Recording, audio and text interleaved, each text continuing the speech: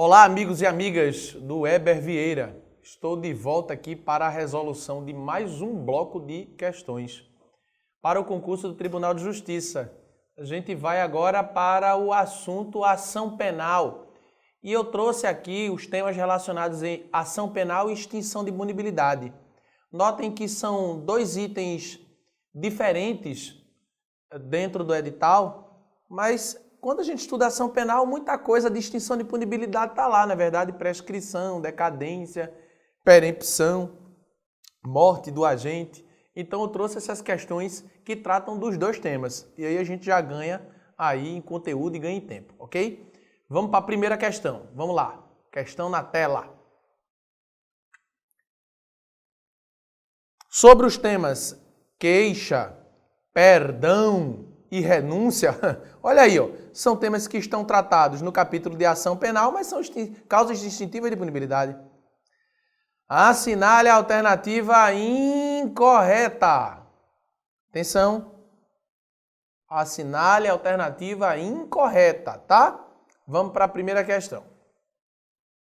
A renúncia ao exercício do direito de queixa em relação a um dos autores do crime a todos se estenderá.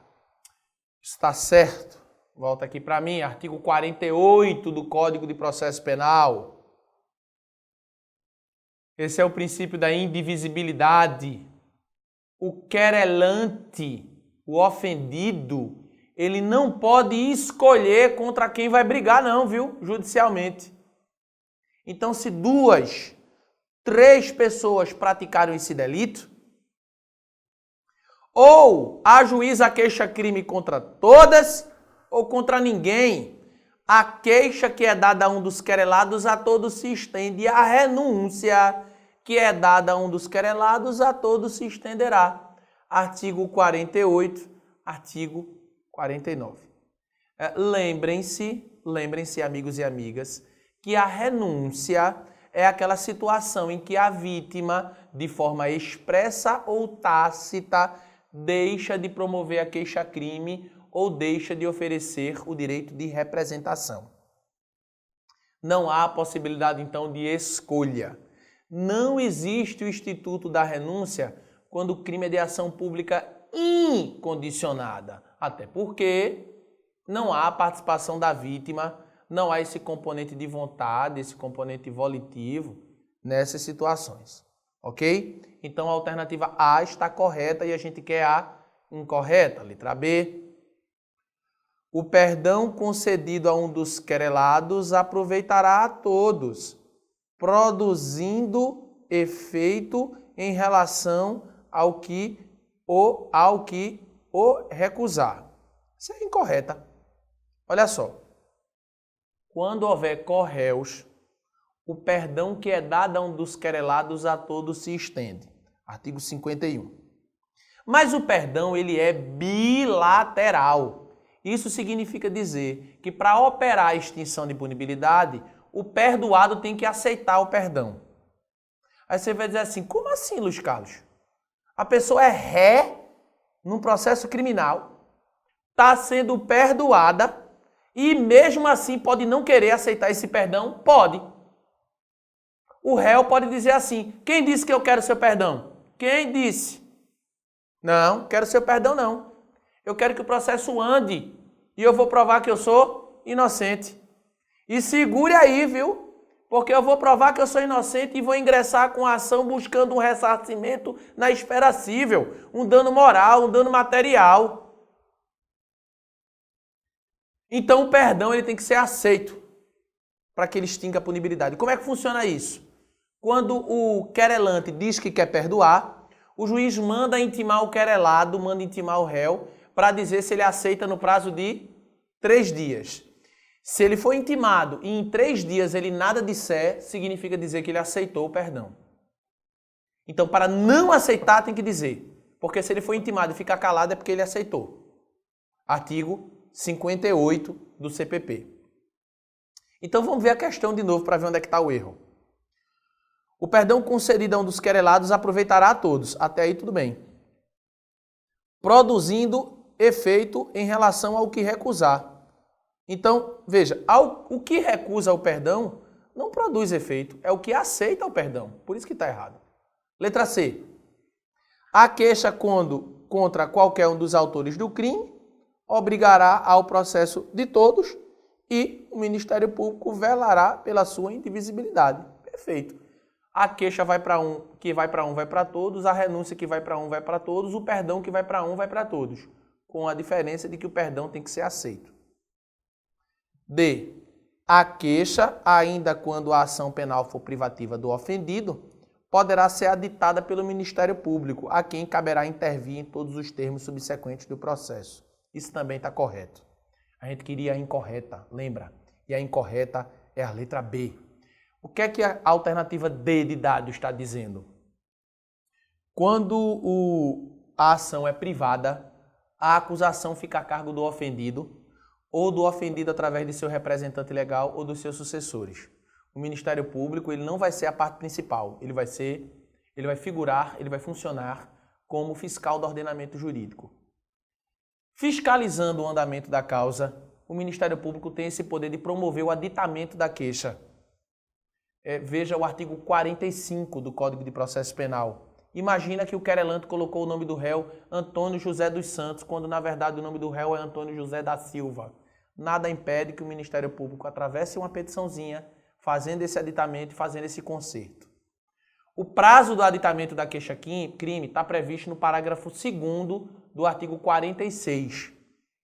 Repetindo, parágrafo 2º do artigo 46. O Ministério Público, na primeira ocasião em que receber a queixa, ele vai ter 3 dias para aditar. É o mesmo prazo da manifestação do perdão, 3 dias. Se em 3 dias ele não promoveu o aditamento, significa dizer que não tem nada a aditar. Ok? Então, não esqueça disso, questão boa, questão importante, que trouxe o tema ação penal e trouxe o tema extinção de punibilidade. Vamos para frente. Questão 2, sobre o tema ação penal. Sobre a ação penal, é correto afirmar, letra A, não será admitida ação privada nos crimes de ação pública, ainda que esta não seja intentada no prazo legal. Tá falso. A possibilidade de ajuizar uma ação privada quando o crime é de ação pública existe. É a chamada ação privada subsidiária da pública. Artigo 29 do Código de Processo Penal e artigo 5º, inciso 59 da Constituição. Imagina que você foi vítima de um crime de furto, de roubo, de homicídio tentado. Foi instaurado um inquérito policial. E este inquérito policial foi concluído com a solução da autoria e da materialidade do crime. E esse inquérito segue para o Ministério Público. O Ministério Público recebe o inquérito e gaveta. Não sai do canto. E você que é vítima, meu Deus, cadê? E aí? Como é que vai acontecer isso aí? E não sai do canto. E não sai do canto. Então lembre-se, quando isso acontecer, você vítima pode ingressar com a chamada ação privada subsidiária da pública. Está lá no artigo 29. É interessante que o artigo 29 não diz qual é o prazo que você tem que esperar. Não diz. Mas esse prazo tem que existir e está em outro artigo, está no artigo 46. O Ministério Público tem um prazo de 5 dias para oferecer denúncia quando o réu está preso e tem um prazo de 15 dias para oferecer denúncia quando o réu está solto. Então, preso 5, solto 15. Ultrapassados esses prazos, vencidos esses prazos, pode existir a ação privada subsidiária da pública. Eu disse pode existir e não deve existir. Porque ter o direito não significa exercer o direito. Você tem o direito de se levantar e ir embora a qualquer hora quando você está assistindo a sua aula. Mas você não quer exercer porque você está assistindo a aula, está estudando para o tribunal e quer passar no concurso. Então veja, a partir do momento que estoura esse prazo do Ministério Público, a vítima tem a possibilidade de ajuizar a ação privada subsidiária da pública. Mas se ela não ajuizar? E se ela quer dar-se inerte? Nada impede que o Ministério Público ajuize mesmo com prazo estourado. Ela tem o direito, mas ela não está obrigada a exercer esse direito. ela vai ter o direito e vai exercer esse direito dentro de um prazo que é o prazo de 6 meses, o prazo da decadência, nos termos da parte final do artigo 38 do CPP. Ok? Vamos para a questão de novo. A letra B. Ao ofendido ou quem tenha qualidade para representá-lo, caberá intentar a ação pública que dependa de representação do ofendido. Falso. Falso. O crime de ação pública é sempre ajuizado, melhor dizendo, o crime que se processa mediante ação pública tem como seu titular o Ministério Público, figurando na ação penal. Não é o ofendido que vai ajuizar a ação. Não é.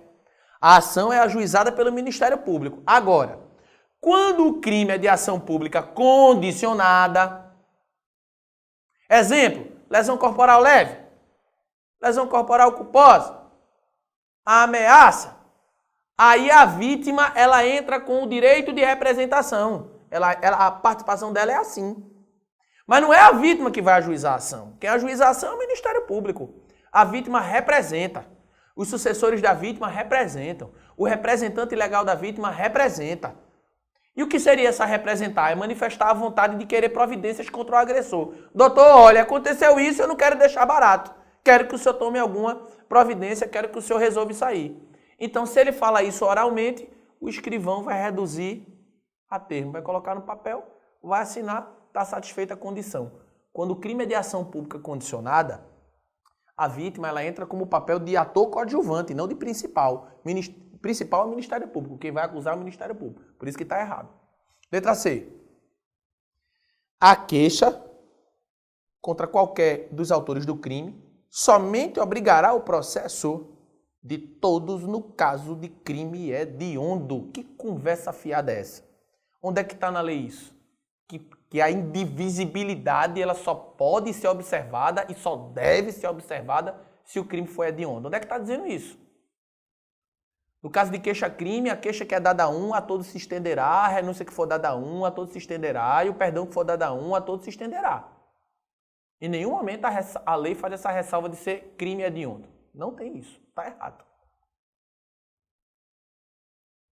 D. O prazo para o oferecimento da denúncia, estando o réu preso, será de 5 dias, contados da data em que o órgão do Ministério Público recebeu os autos do inquérito policial, e de 15 dias se o réu estiver solto ou afiançado. Olha aí, foi o que eu tinha dito anteriormente. É o artigo 46. Preso ou solto, isso vai ser o determinante. Preso 5 dias, solto 15 dias. Artigo 46 do Código de Processo Penal. Essa é a resposta, viu? A resposta é a letra D de dado. Mas vamos ver porque a E está equivocada. O Ministério Público poderá desistir da ação penal apenas nos casos em que a prova seja de difícil solução. Você já pensou? O promotor, a promotora dizer, tá muito difícil isso aqui eu não estou conseguindo resolver, então eu vou desistir. Não existe isso não, viu? Artigo 42 do Código de Processo Penal. Princípio da indisponibilidade. O Ministério Público não pode desistir da ação penal. Pode até pedir absolvição, eu já falei isso. Porque antes de ser o acusador, ele é o fiscal do ordenamento jurídico. E se verificar que não estão presentes indícios de autoria e materialidade, se verificar, melhor dizendo, que esses indícios não se confirmaram como prova, tem mais é que pedir absolvição mesmo. Mas desistir não pode. Princípio da indisponibilidade. Então, voltemos para a questão 2, letra D, que é a que fala dos prazos para o oferecimento da denúncia, artigo 46 do Código de Processo Penal. 5 para preso, 15 para solto. Questão 3. Preste atenção. A ação penal pode ser classificada como pública ou privada, levando-se em consideração o responsável por seu ajuizamento. Perfeito. Pública, Ministério Público, privado, ofendido. Ou ofendido através de representante legal ou de seus sucessores.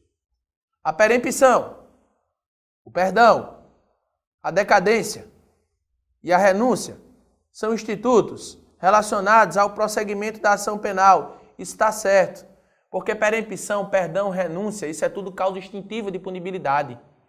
Se o Estado perde o poder de punir, não tem por que a ação prosseguir. Ô Luiz Carlos, onde é que está? Onde é que eu encontro a lista dessas causas extintivas de punibilidade, hein? Porque pelo que eu estou vendo, elas estão soltas aí no código, né? Mas tem uma listinha? Tem. Olha, dê uma olhadinha no artigo 107, desta vez do Código Penal. 107 do Código Penal. E é importante dizer o seguinte, essas causas extintivas da punibilidade que estão lá no artigo 107, o rol não é taxativo, o rol é exemplificativo. Existem outras causas extintivas de punibilidade espalhadas na legislação. Mas a gente pode dizer que grande parte delas estão previstas lá no artigo 107 do Código Penal. E disciplinadas também no Código de Processo Penal. Voltemos aqui às assertivas. Sendo assim, é possível afirmar que o perdão concedido a um dos querelados aproveitará a todos, sem que produza, todavia, efeito em relação ao que o recusar. Esta é a resposta. Artigo 51. Havendo corréus, o perdão que vai para um vai para todos. Mas aquele que recusar o perdão, a ação continua. O que aceitar é excluído da relação processual. A resposta é a letra A. Vamos ver por que as demais estão equivocadas. Concedido o perdão pelo querelante mediante declaração expressa nos autos, o juiz julgará extinta a punibilidade independente da aceitação do perdão do querelado. É errado! Errado! 2 erros. Primeiro, o perdão é bilateral. Anota aí no teu caderno. Anota. Renúncia unilateral. Perdão bilateral. Renúncia antes da ação existir. Perdão, a ação já está em andamento. Renúncia é possível na ação privada e na ação pública condicionada. Perdão só existe na ação privada.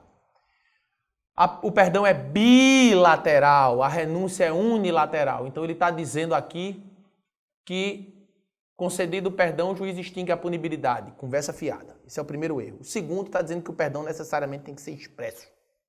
Existe o perdão tácito. Não está previsto disciplinado no Código de Processo Penal. Ele está previsto, mas não está disciplinado. Então imagine que querelante e querelado, num clima de beligerância e de guerra monstruosa ali, com queixa-crime para um lado, queixa-crime para o outro, de repente resolvam fazer as pazes, chamam para ser padrinho de casamento, padrinho de filho, joga bola, toma cerveja junto, melhores amigos do mundo. Mas eles não anunciam isso no processo. Eles fazem as pazes, mas esquecem de comunicar. Então, se o juiz perceber que aquela atitude de guerra, de beligerância, aquela atitude belicosa já não existe mais e eles já fizeram as pazes, isso pode ser interpretado como perdão tácito. Letra C. Quando iniciada a ação privada, o querelante deixar de promover o andamento do processo durante 30 dias seguidos, ocorrerá a decadência. Conversa fiada, viu? Ocorrerá a perempção.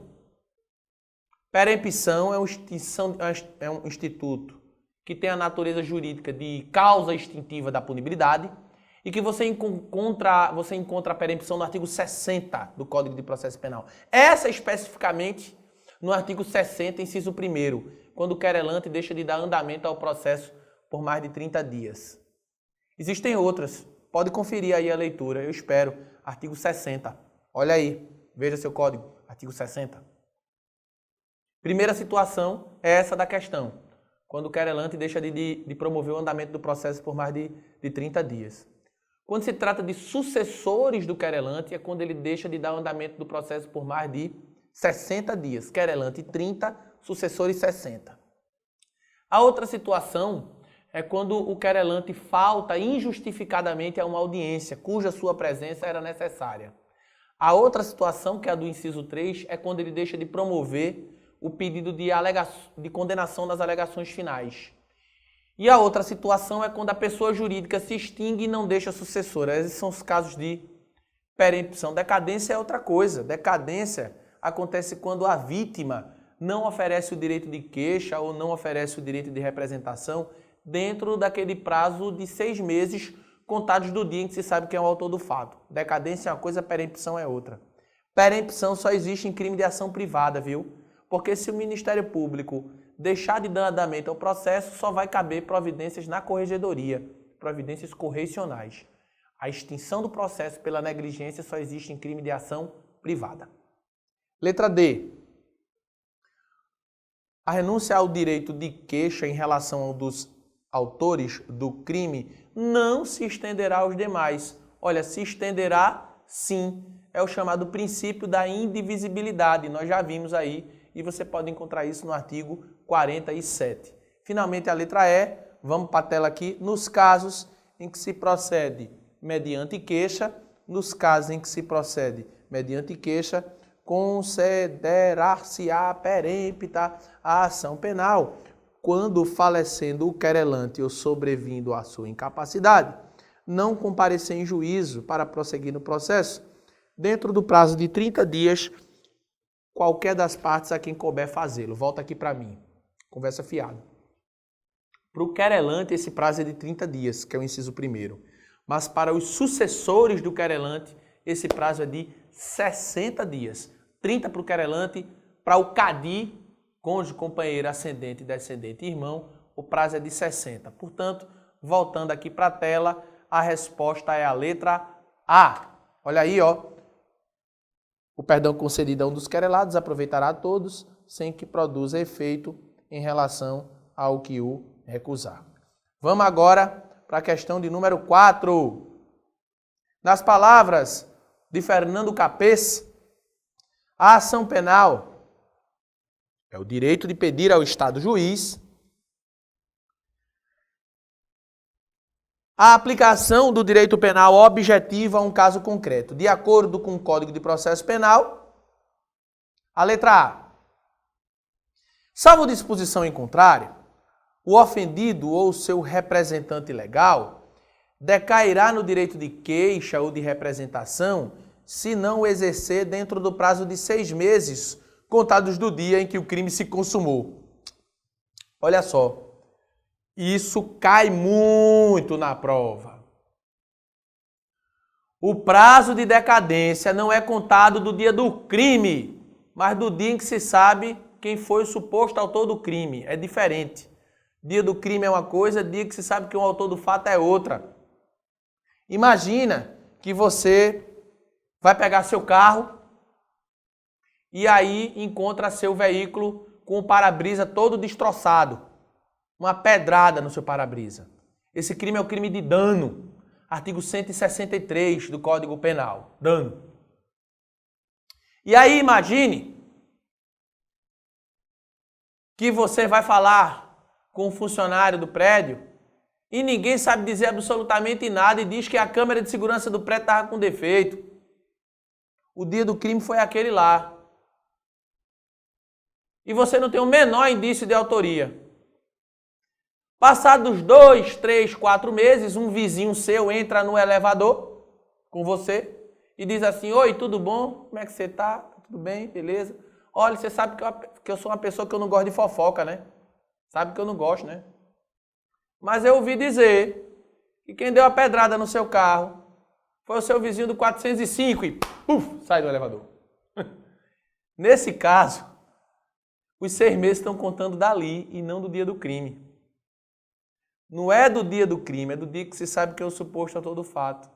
E onde é que está isso? Na lei.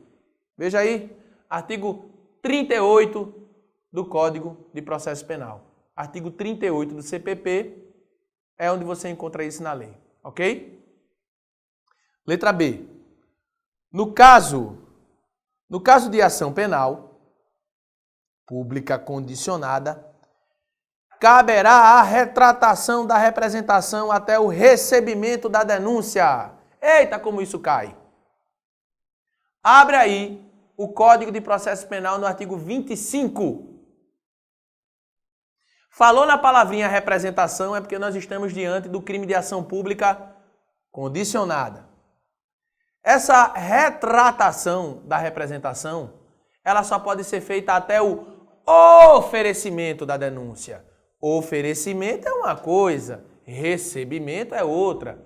Quem oferece a denúncia é o promotor, quem recebe é o juiz, até porque o juiz pode receber, mas também pode rejeitar. Então essa retratação da representação, esse desfazimento, olha, eu não quero mais isso não, deixe pra lá, eu vim aqui, representei contra fulano, mas não quero mais não. Isso só se o crime for de ação pública. É até o oferecimento da denúncia e não até o recebimento, por isso que está errado. Ok? Vamos para a próxima. Seja qual for o crime, quando praticado em detrimento do patrimônio, interesse da União, Estado e município, a ação é pública. Volta aqui para mim. É exatamente isso. Artigo 24, parágrafo 2º do Código de Processo Penal. Imagina a seguinte situação, a da pedra de novo. Eu pego uma pedra e arremesso no seu veículo particular. Esse é o crime de dano, artigo 163. O artigo 167 diz que a regra é que o crime de dano previsto no artigo 163 do Código Penal é crime de ação privada. Agora imagina que eu peguei esta mesma pedra e arremessei agora contra um carro da prefeitura, do governo estadual, do governo federal. Aí agora a ação é pública. Seja qual for o crime, se for cometido em detrimento de bens, serviço e interesse da União, Estado e município, a ação é pública. Então veja que coisa curiosa. Um crime que era de ação privada virou de ação pública porque o bem atingido foi um bem público. Artigo 24, parágrafo 2º, essa é a resposta. Vamos ver por que as demais estão equivocadas. Ao ofendido, ou quem tem a qualidade para representá-lo, caberá intentar ação privada. Beleza, tranquilo, até aí tudo bem. Agora, no caso de morte do ofendido ou quando declarado ausente por decisão judicial, o direito de oferecer queixa ou de prosseguir na ação passará ao Ministério Público, conversa fiada. Quando a vítima falece ou quando é declarada ausente, o direito de queixa passa para o cônjuge, ascendente, descendente e irmão. CADI. Cônjuge, ascendente, descendente e irmão. Cônjuge ou companheiro, ascendente, descendente e irmão. CADI. Letra A é agora. Será admitida a ação privada nos crimes de ação pública se esta não for intentada no prazo legal, perdendo o Ministério Público a sua titularidade, não podendo o parquê, para quem não sabe, significa Ministério Público, viu?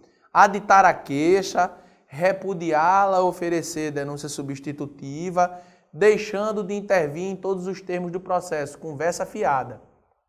O crime é de ação privada, o crime é de ação pública, o Ministério Público não ajuiza a ação, então vem a vítima e oferece a queixa-crime subsidiária. Mas o Ministério Público ele vai ter um acompanhamento muito de pertinho.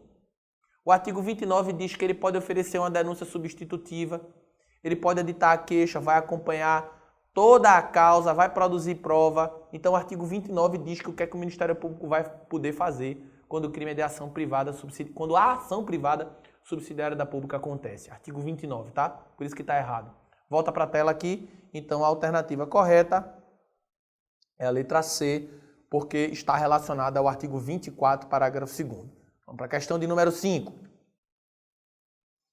Em tema de ação penal privada, é correto afirmar que a letra A diz: o perdão do ofendido independe de aceitação. Mentira. O perdão é bilateral. Nós já vimos isso. Intima para dizer se aceita ou não. Se no prazo de 3 dias nada disser, significa dizer que aceitou. Letra B.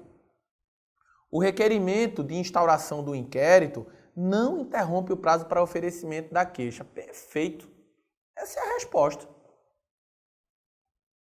Sabe por quê? Porque esse prazo que se tem para oferecer a queixa-crime é um prazo decadencial, que eu já disse que são 6 meses contados do dia em que se sabe que é o autor do fato. A vítima contrata um advogado quando o crime é de ação privada e promove essa queixa-crime. Mas o fato do inquérito estar correndo não interrompe esse prazo, não. Decadência não está sujeita a nenhum prazo interruptivo, ok? Essa é a resposta correta, a letra B. Vamos ver o erro da C? Importa em renúncia tácita ao direito de queixa o fato de o ofendido receber indenização do dano causado pelo crime. Não, senhor. De jeito nenhum. Esfera civil é uma coisa, esfera criminal é outra, esfera administrativa é outra. O que acontece é que quando nós estamos diante de uma situação no juizado especial criminal, a composição civil dos danos, ou seja, o acordo no cível, importa na renúncia ao direito de queixa, mas uma renúncia expressa e não uma renúncia tácita, tá? Então isso está errado. D. Admissível o perdão do ofendido, mesmo quando depois que passa em julgado a sentença condenatória. Está errado também. O perdão, eu disse, pressupõe a ideia de que a ação privada já está correndo. Então, o perdão, ele vai do oferecimento da queixa-crime até o trânsito em julgado da sentença condenatória. Então, trânsito em julgado não pode mais ter a causa extintiva de punibilidade chamada perdão. Está errado. Ele diz que é mesmo depois do trânsito. E letra E, é incabível a extinção de punibilidade pela perempção. Falso, crime de ação privada é o único que admite perempção nos termos do artigo 60, e eu já falei isso. Veja que coisa curiosa. Eu estou batendo muito nessa tecla da extinção de punibilidade, sobretudo para quem não é da área jurídica e está assistindo essa aula, porque tem muita gente que pensa que quando alguém é réu no processo criminal, necessariamente ou ele vai ser condenado ou ele vai ser absolvido. Não é assim. Existe uma terceira solução, que é a situação da extinção da punibilidade. Então, por exemplo, imagine que no curso do processo, o processo está andando, o processo está em andamento e o réu morra. O réu tem um ataque cardíaco e morra. A morte do agente extingue a punibilidade. O juiz vai sentenciar e vai extinguir esse processo. Mas ele nem vai condenar e nem vai absolver. Aí você vai pensar assim, sim, mas e a vítima que teve o carro roubado? E a vítima que sofreu um golpe e ficou sequelado e não teve condições de trabalhar e teve um prejuízo? Como é que fica isso aí? E agora? Vá buscar na esfera civil a reparação pelo dano material, moral, dano moral e material. Agora, criminalmente, do ponto de vista criminal, a morte extingue a punibilidade. Esse é o princípio da intranscendência. A pena nunca pode passar da pessoa do condenado. Imagine que o processo está andando, anos e anos, ao ponto de restar caracterizada a prescrição. Nesse caso, o juiz vai extinguir o processo, não vai condenar e nem vai absolver. São exemplos que eu estou dando aqui de extinção de punibilidade. Só um detalhe, viu? Quando existe uma causa extintiva de punibilidade, de extinção de punibilidade, o juiz ele pode extinguir o processo ex officio. Que é isso, Luiz Carlos? Ex officio. Ele pode extinguir o processo sozinho. Não precisa ninguém pedir. O juiz simplesmente profere a sentença e pronto. A única situação que o juiz não pode fazer essa extinção de punibilidade sozinho, a única situação, é quando se trata de morte do agente. Quando se trata de morte do agente, aí o artigo 62 do Código de Processo Penal fala da necessidade, o artigo 62, da necessidade de uma oitiva do Ministério Público. Então, há necessidade de ouvir o Ministério Público antes. Mas esta é a única causa. Esta é a única. Qualquer outra causa extintiva de punibilidade o juiz pode pronunciar sozinho. Isso você vai encontrar no artigo 61 e no artigo 62. Então, repetindo, qualquer causa extintiva de punibilidade,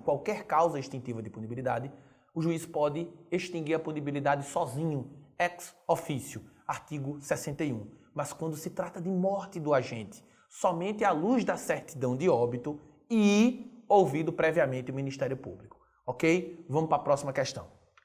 Questão 6. Acerca da ação penal, suas características, espécies e condições, assinale a opção correta. Diz a letra A. A perempção incide tanto na ação privada exclusiva quanto na ação penal privada subsidiária da ação penal pública. errado. Eu disse que a perempção é uma forma de extinção do processo em razão da negligência. Já falei isso, inclusive, para vocês, você encontra isso no artigo 60. Então, o juiz vai extinguir o processo porque a parte foi negligente, o querelante foi negligente. Quando se trata de crime de ação privada, se o querelante restar negligente, a ação volta para o Ministério Público. Isso você encontra na parte final do artigo 29. A ação volta para o Ministério Público. Então, repetindo, o artigo 60 diz que a negligência, perempção extingue no crime de ação privada. Mas quando é ação privada subsidiária da pública, se houver negligência, a ação volta para o Ministério Público. Ok, pessoal? Por isso que está errada a letra A. Diz a letra B. Os prazos prescricionais e decadenciais incidem de igual forma tanto na ação penal pública condicionada à representação do ofendido, quanto na ação penal pública condicionada à representação do ministro da Justiça. Olha só. Primeiro é relacionar prescrição com decadência. Tem nada a ver. A prescrição é variável, depende do crime. Prescrição está relacionado com o direito que o Estado tem de punir ou de executar a pena, vai depender do crime. Decadência é outra coisa. É o tempo que a vítima tem para oferecer o direito de queixa ou o direito de representação. Isso significa dizer que prazo prescricional conta de um jeito, prazo decadencial conta de outro. O outro erro da questão é dizer que a requisição do ministro da Justiça está sujeita a prazo decadencial. Conversa fiada também. Veja, quando eu falo de direito de representação, eu já disse, são 6 meses contados do dia em que se sabe quem é o autor do fato. Mas a requisição do ministro da Justiça não está sujeita a prazo decadencial. Por isso que está errado. Letra C.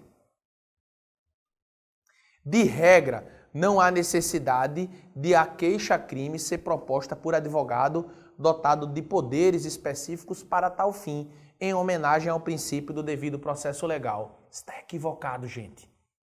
O artigo 44 do Código de Processo Penal diz que a queixa-crime, ajuizada pela vítima através de seu representante legal, deve conter procuração com poderes especiais. Isso você encontra no artigo 44 do CPP. Procuração com poderes especiais, amigos e amigas, significa uma procuração específica para a causa, ok? Então, procuração com poderes especiais. Letra D. Tanto na ação pública condicionada à representação, quanto na ação privada, se o ofendido tiver menos de 21 anos de idade e mais de 18 anos de idade, o direito de queixa ou de representação poderá ser exercido por ele ou pelo seu representante legal. Olha, isso está equivocado. Mas, Luiz Carlos, não está lá no artigo 34? Mas o artigo 34, gente, foi revogado tacitamente, tá? Pelo Código Civil. O que é que acontece? Quando o Código de Processo Penal foi feito, lá no iniciozinho da década de 40, 41 e entrou em vigor em 42, a maioridade civil era de 21 anos. Então, se uma pessoa tivesse 19 anos, se uma pessoa tivesse 20 anos, ela era maior penalmente, mas era menor civilmente. O Código Civil de 2002, que entrou em vigor em 2003, acabou com isso. Se a pessoa é mentalmente sã e tem mais de 18 anos, ela é tanto maior penalmente quanto menor civilmente. Isso quer dizer o quê, meus amigos e amigas? Que se esta pessoa que tem mais de 18 anos for vítima de um crime, é ela que tem que oferecer a queixa. É ela que tem que oferecer a representação e não seu papai e sua mamãe. Isso era assim porque a maioridade civil era de 21 anos. E esse artigo 34 ele foi revogado tacitamente. Pessoal que não é da área jurídica pode até estranhar isso, mas existem duas formas de revogação tácita, de revogação, a tácita e a expressa. Na revogação expressa, o artigo ele é retirado, o inciso, a linha retirado do seu código. Pode conferir aí no artigo 35, no 43, esses artigos foram revogados expressamente. Mas há vários artigos, dentre eles o 34, que foram revogados tacitamente. Ou seja, o texto fica, mas não vale de nada. Luiz Carlos, como é que eu vou saber? Veja a notinha embaixo do seu vademécum. Essa notinha que está aí não é para gastar mais tinta não, viu? Essa notinha ela ajuda muito na hora dos estudos. E é bem fácil de saber, no caso, por que é que esse artigo está revogado tacitamente. Porque quem tem mais de 18 e é mentalmente são, não tem mais representante legal. Finalmente, a letra E. A letra E diz: é concorrente a legitimidade do ofendido mediante queixa e do MP condicionada à representação do ofendido para a ação penal por crime contra a honra de servidor público em razão do exercício de suas funções. Danou-se dos Carlos. Onde é que está isso na lei? Tá não, viu? Nem adianta procurar. Isso é uma súmula. Súmula 714 do STF. Súmula 714 do Supremo Tribunal Federal. Essas súmulas geralmente elas estão no finalzinho lá do vademécum, né? Então, súmula 714 do STF. Quando o crime é contra a honra, não é qualquer crime, mas quando o crime é contra a honra de servidor público no exercício da função, o Supremo admite uma legitimidade concorrente. Tanto pode ser ação privada quanto ação pública condicionada. Em outras palavras, tanto o servidor que foi vítima desse crime contra a honra, dessa calúnia, dessa injúria, dessa difamação, ele pode contratar um advogado e ingressar com a queixa-crime, ou ele pode oferecer representação perante o delegado, o juiz, o promotor, e o Ministério Público oferecer denúncia. Do ponto de vista prático, é evidente que existirão várias diferenças, né? Porque existem institutos que só se aplicam para ação privada, como, por exemplo, o perdão e a perempção. Então, vai valer... Luiz Carlos, vai andar as duas separadas, ou as duas juntas? Não, vai valer a ação que chegar primeiro. Então, a resposta é a letra E, súmula 714. Com isso, eu encerro o primeiro bloco das questões relativas ao tema ação penal e extinção de punibilidade. Espero que vocês tenham gostado, né? Selecionei questões boas aqui para a gente fazer essa revisão precisa. Continue estudando, firmes e fortes. Avante!